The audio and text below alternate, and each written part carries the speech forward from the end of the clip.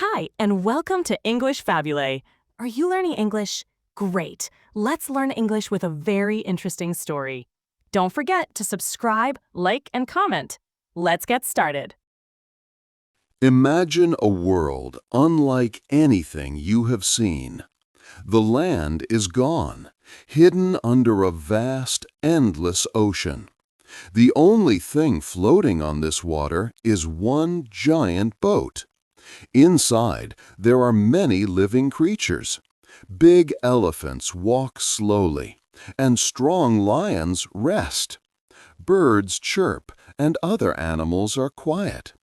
A man named Noah is there, looking after them all. He is their protector in this watery world. This boat is called the Ark, and it carries the last hope for life. Outside the Ark, there is only water, covering everything.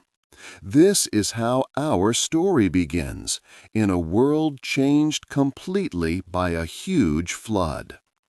This famous story comes from a time long, long ago. Back then, people on earth were not good.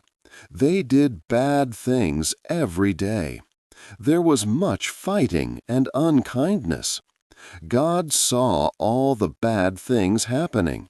He was very sad. He thought about ending everything. But there was one man who was different. His name was Noah. Noah was a good man, honest and fair. He loved God and tried to do what was right. He lived a good life, even when everyone around him did wrong. Because Noah was good, God had a special plan for him. The story of Noah and the ark is a very old and important one. It teaches us about big destruction, when a whole world was washed away. But it also teaches us about being saved, about how one family and many animals found safety. Most importantly, it tells us about a new start. It shows that after great trouble, there can be a fresh beginning. This story explains how life continued, thanks to one man's faith and courage. It reminds us of God's power and His promise for the future. In the chapters that follow, you will learn all about Noah's journey. You will discover why God decided to send the great flood. You will hear how Noah built the huge ark, following God's exact instructions. You will read about the animals coming to the ark, two by two. And you will learn what happened after the water went away, and how a new world began. This is a story that many people know and love. It is a story of destruction, salvation, and hope. Get ready to explore this amazing tale of Noah's Ark. 2. A bad world. The world before the great flood was a very dark and troubled place. People lived their lives, but their hearts were full of wrong ideas and unkind desires. Every day, their thoughts led them to bad actions, and they often chose evil paths. There was much fighting and violence everywhere on earth. People did not care for their neighbors. They took things that did not belong to them and spoke angry words. They would be the start of a new world after the floodwaters went away. To ensure their safety, Noah needed to build a very special boat. God called this boat the Ark. God gave Noah very detailed instructions, like a careful builder's plan. He told Noah the specific type of wood to use, gopher wood. Noah also had to make the boat completely waterproof. He needed to use a thick, black, sticky material called pitch. He had to cover the ark with pitch both inside and outside, making sure no water could get in. The size of the ark was truly enormous. God gave Noah the exact measurements to follow. It would be 300 cubits long. To help you understand, 1 cubit is like the length from a person's elbow to the tip of their middle finger. So imagine a boat 300 of these lengths. Its width would be 50 cubits, and its height would be 30 cubits. It would be a massive floating fortress designed to keep its passengers safe through the coming storm. The ark also needed different levels and many rooms inside. These spaces were for Noah's family and for all the creatures, along with enough food for everyone. Noah's most important task was not just to save his family, but also to gather animals. God told him he must bring 2 of every kind of living creature. This meant 1 male and 1 female of each type of bird, each type of cattle, and every animal that moves on the ground. Noah also had to store enough food for himself, his family, and all the animals to last many months. Noah listened to God's complete and very serious plan. He understood that he had to obey every single word to prepare for the huge event that was coming. 4. Building the big boat. Noah began the difficult work of building the ark. He had to follow God's instructions carefully. He used strong gopher wood, just as God told him. His family, including his sons Shem, Ham, and Japheth and their wives, helped him every day. They cut down large trees and shaped the wood. They built the ark to specific measurements: 300 cubits long, 50 cubits wide, and 30 cubits high. They used a sticky material called pitch to seal the boat, inside and outside. This made it waterproof. This work took many years. Some accounts say 120 years. Noah kept working, showing his strong faith. Other people in the land saw Noah and his family building the enormous boat. They lived far from any water, so they could not understand. They often came to watch, pointing and laughing. "Why are you building such a large boat here?" they asked. "There is no big river or ocean nearby." They made fun of him because they did not believe a flood was coming. They thought Noah was crazy to spend so many years on this strange project. But Noah did not let their laughter stop him. He kept working, trusting in God's plan and not their words. After many years, the ark was finally finished. It was huge and ready. Then a new and wonderful thing began to happen. Animals started to come to the ark. They walked from all directions, from forests and fields. 2 of every kind of animal came, a male and a female. There were big animals like lions and elephants, small creatures that crawled, and birds that flew. They did not fight. They came quietly, one pair after another. Noah watched as they slowly entered the ark, just as God had said they would. His family helped guide them inside, preparing for the great event that was soon to come. 5. The rain starts. The day had finally come for the great flood. Noah and his family, 8 people in total, were ready. All the animals had arrived at the ark. They came in pairs, a male and a female of each kind, just as God had commanded.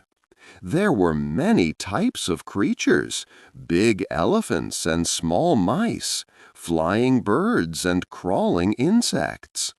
Each animal walked calmly into the large boat, finding its place inside the special rooms Noah had built.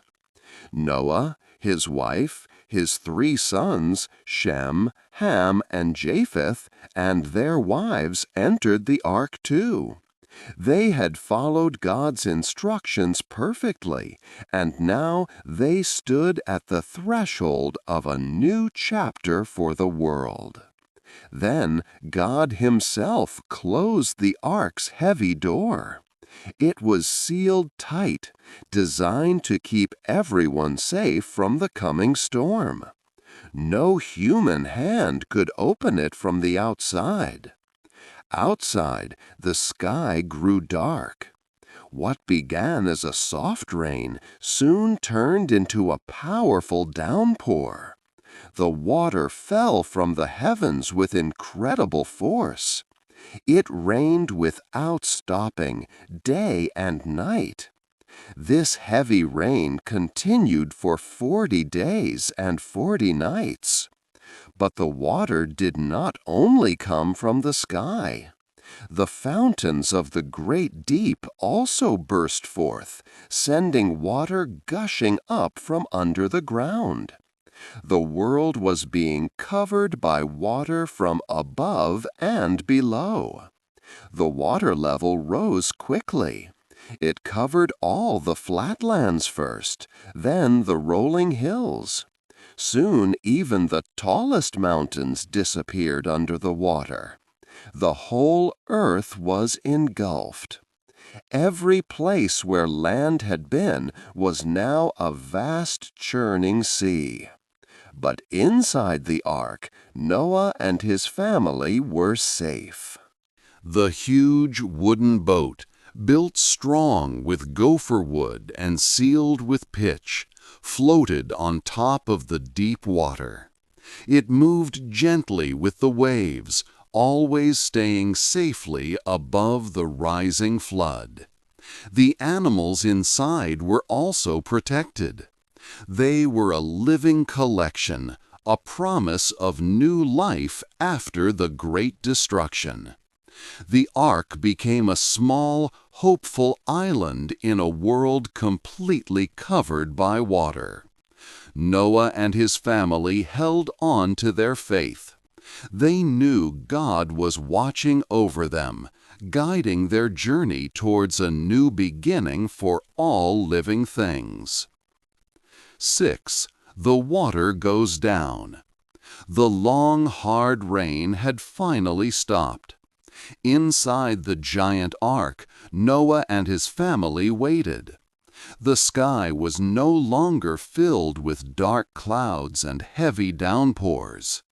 150 days had passed since the great flood began. The ark still floated on the endless water. But very slowly the water started to go down. Day after day, the water level became lower. This change happened over many weeks. The vast ocean of water gradually shrank. After a long time, the ark stopped moving. It came to rest on solid ground. The huge boat landed on a very high mountain named Ararat. This mountain was located in the area known today as Turkey. Mount Ararat stood tall, like an island in the still receding waters.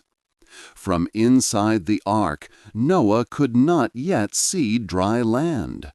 He needed to find out if the world was safe to walk on again. Noah opened a window on the ark. He sent out a blackbird, a raven. The raven flew away, soaring over the water. It flew back and forth, exploring the vast wet landscape. But the raven did not return to the ark with any clear message. It simply flew until the land became dry enough for it to find food and rest. Noah understood he had to wait longer. 7 days later, Noah decided to send another bird. This time, he sent a gentle dove. The dove flew out from the ark, searching for a place to land. It looked everywhere, but there was no dry ground, no trees, no rocks. The world was still covered in water. So the dove came back to the ark. Noah carefully reached out his hand and brought the tired bird back inside. Noah waited for another 7 days. He hoped that more land would be dry by now. He sent the dove out again. This time, the dove flew for a longer period. When it returned, Noah saw something important in its beak. The dove carried a fresh olive leaf. This was a wonderful sign. It meant that new trees were growing. It showed that the water had gone down enough for life to begin again on the land. Noah waited for 7 more days, completing a 3rd week of sending birds. Then he sent the dove out one last time. The dove flew away from the ark and did not come back. This meant that the world was finally dry. The dove had found a new place to live, a safe place. Noah knew that their long journey inside the ark was almost at its end. Soon they could all step out onto the new, dry earth. 7. A new world. The long journey on the big boat was over. God spoke to Noah again. He told Noah it was safe to leave the ark. The ground was dry. The water was gone from the earth. It was time for a new beginning. Noah opened the big door of the ark. He and his family stepped out onto the dry land. They felt the solid ground under their feet after many months on the water. It was a wonderful feeling. One by one, all the animals also came out of the ark. There were lions and elephants, birds and small crawling creatures. They all walked into the new world. The air was fresh and clean. The sun shone brightly. Noah looked at the wide, empty land. He was very thankful to God for saving them. He wanted to show his gratitude. So Noah built a special place using stones. This was an altar. On this altar, Noah offered thanks to God. It was his way of saying thank you for everything. God saw Noah's thanks. He was pleased. God then made a very important promise to Noah. This promise was not just for Noah and his family. It was for all living things on earth, forever. This special promise is called a covenant. God promised Noah that he would never again destroy all life on earth with a flood. No matter what people did, water would never cover the whole world again. This was a comforting promise for Noah and everyone. To help people remember this great promise, God placed a beautiful sign in the sky. It was a rainbow. After the rain, when the sun shines, people can see many colors in the sky. This colorful arc is a reminder. Every time a rainbow appears, it shows God's promise. It is a sign of hope and a fresh start for the world. Noah, his family, and all the animals looked at the rainbow. They knew a new life had truly begun. 8. The story's meaning. The story of Noah and the ark is very old, told for thousands of years in many cultures. But it is more than just an old story. It teaches us many important things for our lives today, offering lessons that are still strong and clear. First, the story shows us the power of faith and doing what is right.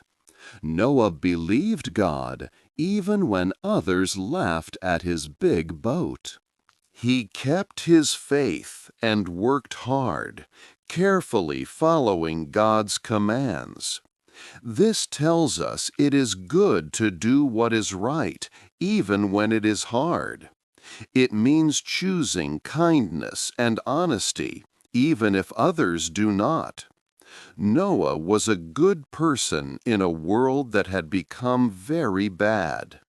His obedience and strong character saved his family and all the animals. This part of the story makes us think. Do we try to do good things, speak truthfully, and help others, even when it's not easy? Second, the story gives us a strong message of hope and a second chance. After the flood, God put a beautiful rainbow in the sky. This rainbow was a special promise. It meant God would never again destroy the world with water. It was a clear sign of a new start for Noah, his family, and all life on earth. For us, this means that even after big problems, sad times, or great challenges, there is always hope. We can always have a new chance to learn from our mistakes and make things better. New life and happiness can follow hard times. This powerful idea helps people find strength when they face difficulties. Finally, the story has a lasting meaning for everyone, everywhere.